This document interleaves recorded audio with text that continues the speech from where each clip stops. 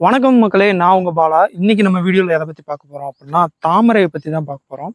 பொதுவாகவே நம்ம தமிழ்நாட்டில் வந்து தாமரை அப்படின்னாலே நிறைய பேருக்கு ஆகாது. ஆனால் இந்த குளத்துல இருக்கக்கூடிய தாமரையில் ஏகப்பட்ட நல்ல விஷயங்கள்லாம் இருக்குது.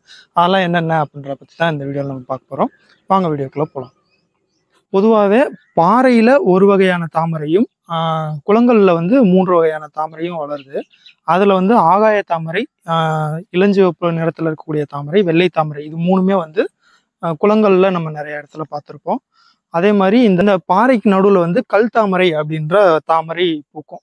ஆனால் அந்த அந்த தாமரையில் வந்து அந்த தாமரையோட இலையை மட்டும்தான் பயன்படுத்த முடியும். பூ வந்து எந்த ஒரு பயன்பாட்டுக்குமே யூஸ் ஆகாது.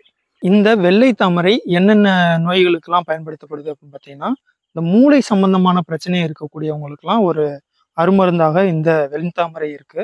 அதே மாதிரி இதயம் சம்பந்தப்பட்ட நோய் இருக்கிறவங்களுக்கும் இந்த வெண்தாமரை வந்து ஒரு சிறந்த மருந்தாக இருக்கு.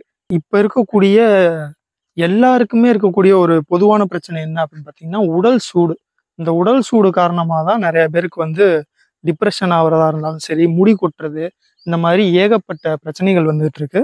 இந்த பிரச்சனைகளுக்கெல்லாம் வந்து இந்த வெண்தாமரை ஒரு நல்ல தீர்வா இருக்கு.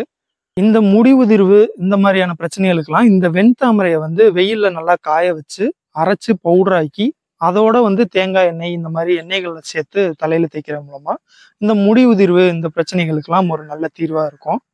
பெண்களுக்கு வந்து இந்த மாதவிடாய் பிரச்சனையெல்லாம் இருக்கும் இல்லையா, அவங்களுக்கு இந்த நாள் தள்ளி போறது அந்த மாதிரி பிரச்சனையெல்லாம் இருக்கிறவங்க இந்த வெண்தாமரையை பயன்படுத்துறது மூலமா அவங்களுக்கு வந்து அந்த நாள் தள்ளி போறது இல்லாம சீரா இருக்கும் அப்படின்னு சொல்றாங்க.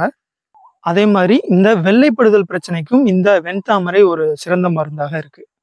வெண்தாமரை மட்டும் இல்ல, அந்த இளஞ்சிவப்பு நிறத்துல இருக்கக்கூடிய தாமரையுமே ஏகப்பட்ட நல்ல விஷயங்கள்லாம் இருக்கு அதுல. ஆனா நம்ம வந்து நம்ம பக்கத்திலேயே இருக்கு, நம்ம தினந்தோறும் பார்க்கக்கூடிய ஒரு விஷயமா இருக்கு. அதனால அதனுடைய சிறப்புகள் தெரியாம நம்ம அதை வந்து வேஸ்ட் பண்ணிட்டு இருக்கோம். நீங்க உங்க பக்கம்லாம் அந்த தாமரையெல்லாம் இருக்கு அப்படின்னா, அதை எப்படி நீங்க சிறந்த முறையில் யூஸ் பண்ணலாம் அப்படின்னு நினச்சி அதை யூஸ் பண்ணி அதோட பயன்களை பெறுங்க.